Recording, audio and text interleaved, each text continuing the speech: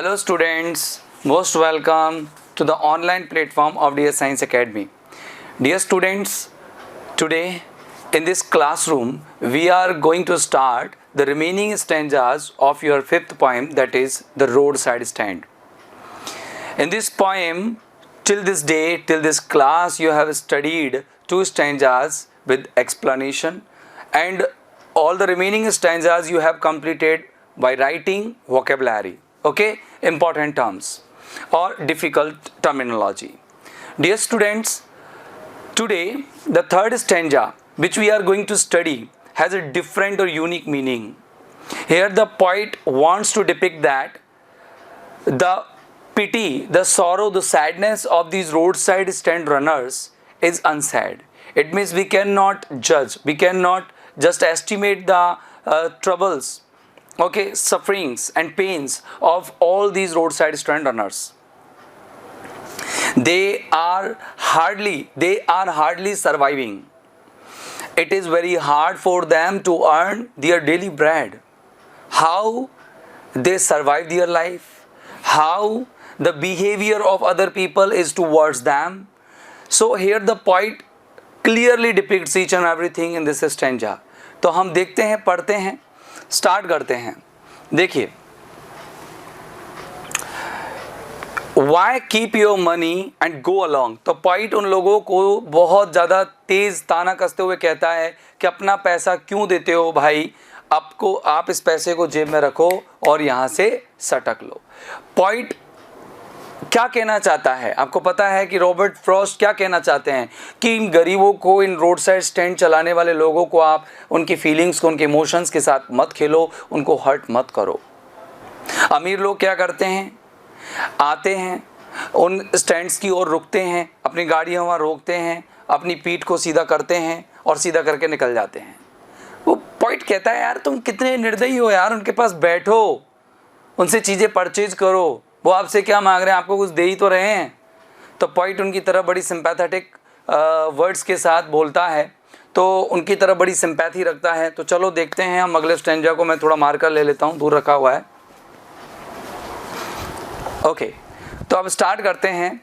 The hurt to the scenery would not be my complaint. Point क्या कहते हैं कि जो सीनरी के लिए जो तुमने हर्ट किया है, मतलब ये जो तुमने जो इसके रोड साइड स्टैंड जहाँ लगा बना हुआ है उसके पीछे एक सीनरी है, उस सीनरी को ना देख करके जो तुमने हर्ट किया है, would not be my complaint, मेरी कंप्लेंट नहीं है. क्योंकि आजकल कंप्लेंट क्यों नहीं है मेरी? क्योंकि सीनरी जो है नेचुरल है और हम सब मटेरियलिस्टिक लाइफ जी रहे हैं, हम सब लग्जरियस लाइफ जी रहे हैं. We ignore nature. अगर तुम प्रकृति को इग्नोर कर रहे हो तो कोई बात नहीं, करते जाओ, क्योंकि इग्नोर हम लोगों की मानवीय गुणों में अंदर रहा ही नहीं, मतलब प्रकृति की केयर करना. तो वो पॉइंट कहता है कि अगर तुम प्रकृति की सीन नहीं देखते हो, अगर दृश्य नहीं देखते हो, तो इसको तुमने ना देख करके इसको जो नुकसान पहुंचाए, मेरी कंप्लेंट ये नहीं है. मेरी कंप्लेंट क्या है? सो मच, जितनी अधिक मेरी कंप्लेंट है किसके लिए? एज द ट्रस्टिंग सॉरो, उस विश्वसनीय दुख के लिए है. विश्वसनीय दुख किसे कहता है? कि each road side stand runner is trusting the traffic, is trusting the traffic that it will stop there and buy something. Okay, कि ये रुकेगा वहाँ और कुछ खरीदेगा. ये ट्रैफिक से वो क्या करता है? एक्सपेक्टेशन रखता है, उस पर ट्रस्ट करता है. ओके, जब एक दुकानदार, आपको पता है गली में बैठा रहता है, एक दुकानदार बैठा रहता है, तो उसके सामने से कस्टमर जा रहे होते हैं, तो कुछ वो एक्सपेक्ट करता है, ट्रस्ट करता है कि ये कस्टमर उसकी तरफ घुमा है तो निश्चित तौर से उसके पास आया और उससे कुछ आर्टिकल्स, उसकी जो ऑब्जेक्ट्स हैं वो उससे परचेज करेगा. रहता है कि नहीं रहता, बताओ, राइट और रॉन्ग? रहता है ना. तो ठीक वैसे ही पॉइंट कह रहा है कि इनका जो ट्रस्ट है ट्रैफिक पर, रिच लोगों के ट्रैफिक पर, वो बहुत दुखी हुआ है. इनके विश्वास को बड़ा दुख मिला है, धोखा मिला इनको, धोखा. ठीक है. और व्हाट इज अनसेड, और इसका जो दुख है, ये धोखे का जो दुख है, उसको ये मैं कह नहीं सकता, अवर्णनीय है. That can not be explained, that can not be interpreted, that can not be just elaborated.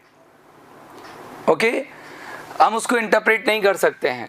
Here, यहाँ पर, फार फ्रॉम द सिटी, शहरों से दूर, मतलब शहर में बहुत ज़्यादा भीड़ भाड़ होती है, ओवर क्राउडेड होते हैं, लोग ध्यान नहीं देते, अपनी लाइफ में बिजी होते हैं। यहाँ पर शहरों से बहुत दूर वी अपने आप को कनेक्ट कर लेता है पॉइंट किससे, रोड साइड स्टैंड चलाने वालों से। वो कहता है हम लोग बनाते हैं हमारे रोड साइड स्टैंड को। शहरों से बहुत दूर यहाँ पर हम अपने रोड साइड स्टैंड बनाते हैं and ask for some money या सम सिटी मनी, और उम्मीद करते हैं कि कुछ शहर का पैसा आएगा यानी कुछ कैश आएगा। अच्छा, शहर से पैसा आने की इन लोगों को क्यों उम्मीद होती है? आपको पता है डियर स्टूडेंट्स, जो रोड साइड जो गांव के लोग होते हैं ना, वो इस तरह से व्यवहार बनाते हैं। मैं बताता हूँ, जैसे हमारे घर में भैंस है मानो, ओके, और मतलब बहुत ज़्यादा दूध देती है। मैं क्या करूँगा, मुझे घी लेना है पड़ोस से, और गांव में रहता हूँ मैं, तो मैं क्या करूँगा, मैं कहूँगा यार मैं ऐसे करता हूँ, तेरे को 2-4 किलो दूध दे जाता हूँ, तो थोड़ा सा पाव आज शेर कोई जो है हमारा थोड़ा सा घी दे दो, जैसे हमारी रोटी चपड़ने में आ जाएगी। तो सामान की अदला बदली हो जाती है, कैश नहीं होता। गेहूं ले लो, बाजरा दे दो, मतलब आदान प्रदान सामान का हो जाता है। चीज़ें इधर से उधर बदल दी जाती हैं, एक जगह से दूसरी जगह पहुंचा दी जाती है, और मदद करने का फीलिंग होता है। वहाँ पर कैश पर इतना ध्यान नहीं दिया जाता।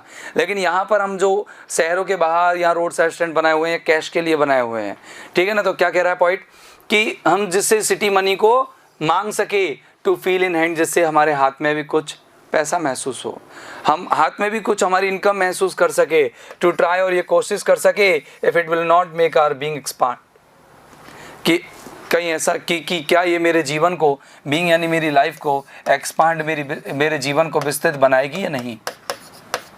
एक्सपांड यानी होता है विस्तृत, क्या ये मेरे जीवन को विस्तृत बनाएगी या नहीं।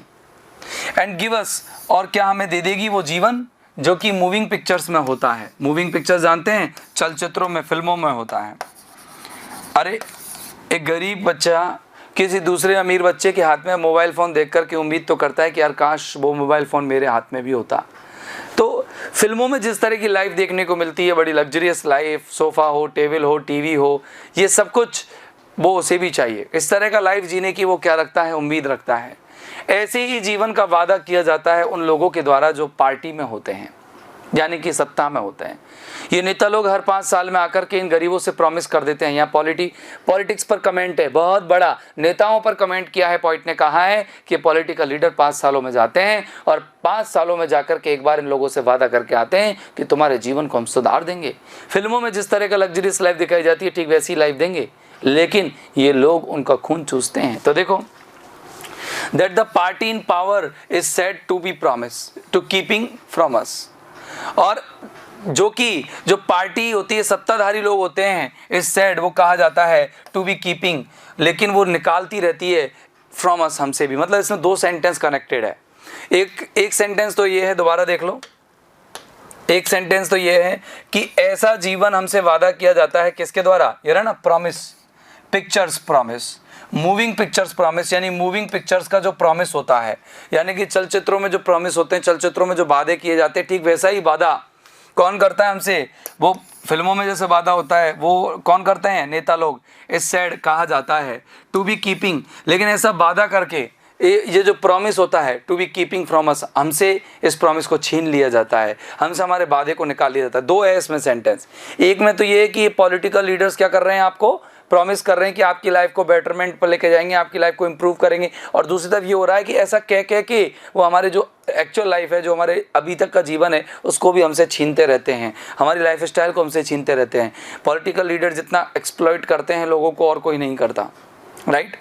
अभी भी देख लो आप, कोविड के टाइम पर हम सब मैक्सिमम लोग बेरोजगार थे, इसका किसको जाता है श्रेय, पॉलिटिकल लीडर्स को।